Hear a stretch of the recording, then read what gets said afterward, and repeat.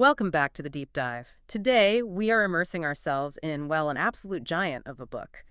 It's Steven Covey's The 7 Habits of Highly Effective People. It's hard to overstate the influence of this one. I mean, it came out in 1989, and since then, what is it, over 25 million copies? At least, and translated into 40 languages. Yeah. It basically rewrote the rules for a lot of modern business and, personal development thinking. Right, and what's so interesting is that Covey wasn't just offering a few tips or tricks. He built his entire philosophy around this really foundational concept he called the character ethic. Okay, so let's start there. What exactly is this character ethic he's building everything on? Well, it's this core idea that true sustainable success, it doesn't come from the outside in. It comes from cultivating inner virtues. Things like integrity, justice, that kind of thing. Exactly. Integrity, justice, patience, humility, fidelity. He argued that for decades, society had been kind of seduced by the opposite, the personality ethic. Which is all about Public image, quick fixes, slick social techniques, basically the window dressing. He was telling us to stop polishing the chrome and actually fix the engine.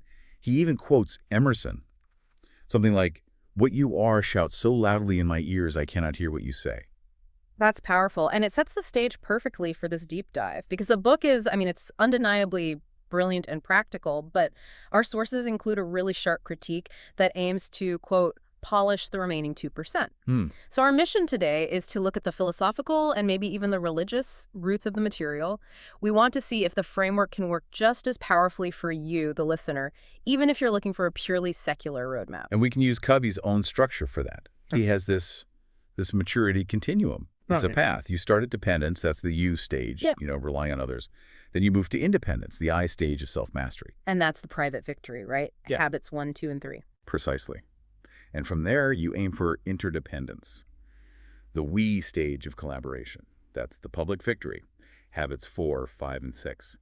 And habit 7, sharpen the saw, is what keeps the whole thing going.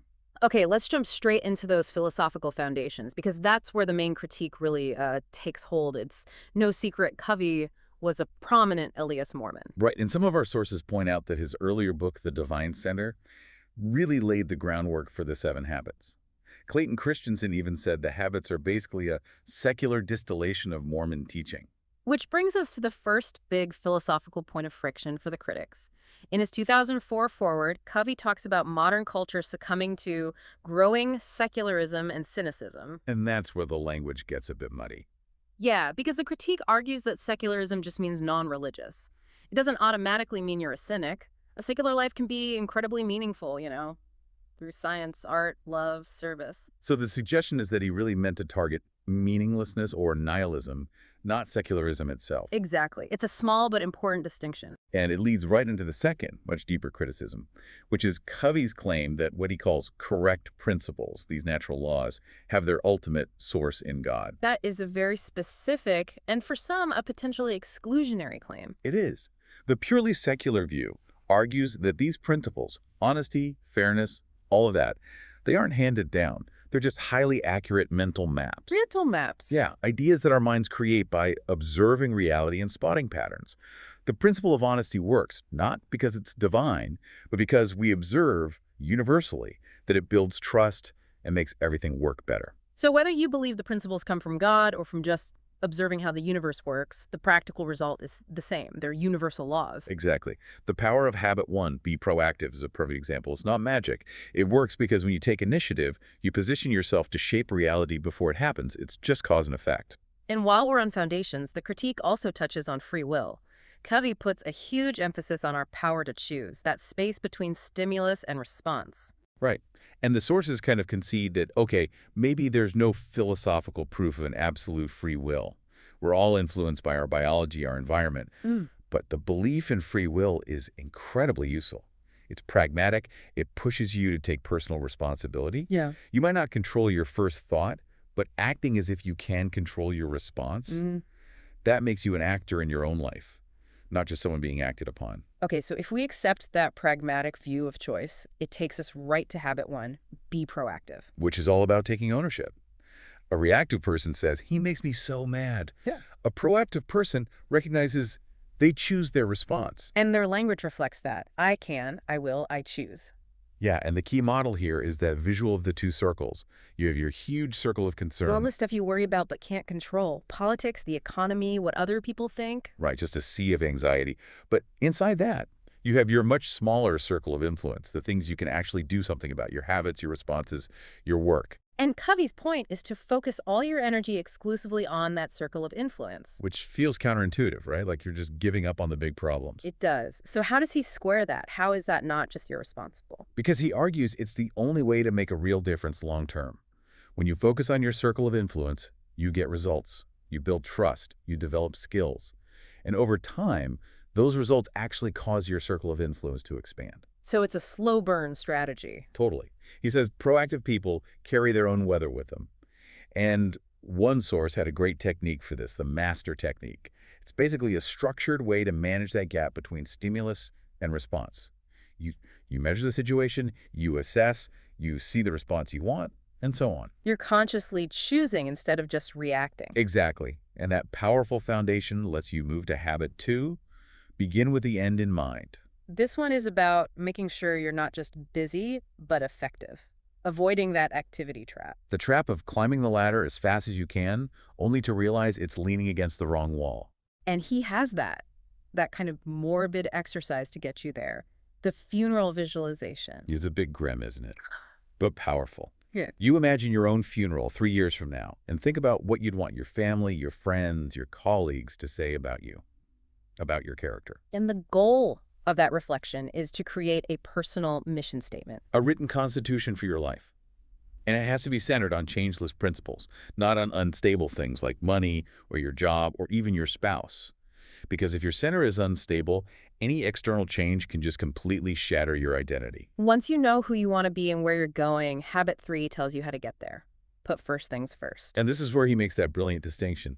The problem isn't time management, it's self-management. Which comes down to that classic grid, right? The dilemma between the urgent and the important. Yes. And most of us live in quadrant first, which is urgent and important crises, deadlines. Or we get distracted by quadrant 3, urgent but not important, pointless interruptions, some emails. But the highly effective people, they live somewhere else. They live in quadrant 2, important but not urgent. This is planning, prevention, relationship building, exercise, self-renewal. The stuff that's easy to put off because it isn't screaming for your attention. Exactly. But by dedicating serious scheduled time to quadrant 2, you are being proactive. You actually prevent many quadrant night crises from ever happening in the first place. It takes real discipline to ignore a ringing phone to focus on long-range planning. It does. But the payoff is huge. He gives that example of the shopping center managers. They stopped just reacting to tenant complaints, that's quadrant A, and started dedicating quadrant 2 time to building real relationships with them. They became partners. And their sales and revenues shot up. Of course, because they were investing in the asset. And that ties this whole private victory together. It's the principle of the PPC balance. Right. P is for production, the golden eggs. PC is for production capability. The goose that lays them. Effectiveness is a balance. You need the results now, the P, but you also have to maintain and invest in the asset that produces those results, the PC. If you just run the machine into the ground, eventually it breaks. That makes perfect sense. So once you've achieved that self-mastery from the private victory, you're ready for the public victory. You're ready for interdependence. You can't build good relationships with others until you have a good one with yourself. Which takes us to habit 4. Think win-win. This requires a pretty fundamental mindset shift, doesn't it? A huge one. You have to leave behind that competitive zero-sum game and start seeing life as a cooperative arena. It's built on what he calls the abundance mentality, the belief that there's enough success to go around for everybody. And before you can even get to a win-win negotiation, you need trust. He uses that metaphor of the emotional bank account. Love that metaphor. You make deposits through courtesy, keeping promises, being honest. You make withdrawals to disrespect, ignoring people. With a high balance, communication is easy. With a low balance, Everything is a battle. everything. So thinking win-win needs integrity. It needs maturity, which he defines as the balance between courage and consideration. And it needs that abundance mentality. It sounds so good on paper, but it is so hard to do in practice. Why? Why is it so hard? Because it requires genuine vulnerability. You have to truly want to find a solution that works for the other person, not just for you. You're putting the long-term relationship above the short-term win. Which is where that ultimate strategy comes in. Win-win or no deal. Right. And that example from the sources was perfect. The software company that walked away from an $84,000 contract because the client just wasn't happy. They chose integrity over the immediate cash. They did. And by preserving that relationship, that trust, they ended up securing a much bigger $240,000 contract with the same client a few months later. That's the abundance mentality in action. So after you've established that win-win framework, you move to the actual communication with habit 5. Seek first to understand, then to be understood. This is the absolute key to deep communication. And the skill required is empathic listening, which is, it's just extraordinarily rare. It's more than just hearing the words. Oh, way more. It's listening with your ears, your eyes, your heart. It means you have to suspend your own autobiography, your own judgments, your own desire to fix things, and just try to inhabit their world for a moment. That sounds exhausting. It is. It shows how little we actually listen. Most of the time, we're just reloading, waiting for our turn to talk. But when you give someone that deep, human need to feel truly understood, you give them what Covey calls psychological air. And once they can breathe, their defenses drop, trust goes way up, and now finally you can move into collaborative problem solving. Which brings us to the peak. Habit 6, synergize. Yeah, this is where 1 + 1 = 3 or 10 or 100. It's creative cooperation where the whole is so much greater than the sum of its parts. He says it's terrifying. Why terrifying? Because the outcome is unknown. You have to be willing to leave the comfort of your own position and step into this uncharted territory with someone else, trusting that together you'll find something better. The goal isn't compromise then, it's finding a third alternative. Exactly. A solution that's superior to what either of you came in with. And you can only get there by genuinely valuing the differences between people, the different perspectives, emotions, and psychologies. Okay, so that's the whole progression. What holds it all together? The final habit, and maybe the most important quadrant 2 activity of them all. Habit 7, sharpen the saw. The habit of self-renewal. Right. It's what makes all the other habits possible. And it requires consistent investment in 4 key areas. The physical, so exercise and nutrition. The mental, like reading and planning. The social-emotional, which is service and empathy. And the spiritual. Yeah, which could be meditation or art or just spending time in nature, aligning with your core principles. He figures you need, 3 to 6 hours a week dedicated to this stuff? If you don't, you're that person who's too busy sawing to stop and sharpen the saw. Your effectiveness just plummets over time. You're burning through your production capability. Looking back on it all, it really is a phenomenal blueprint. Covey distilled these timeless, universal ideas so effectively.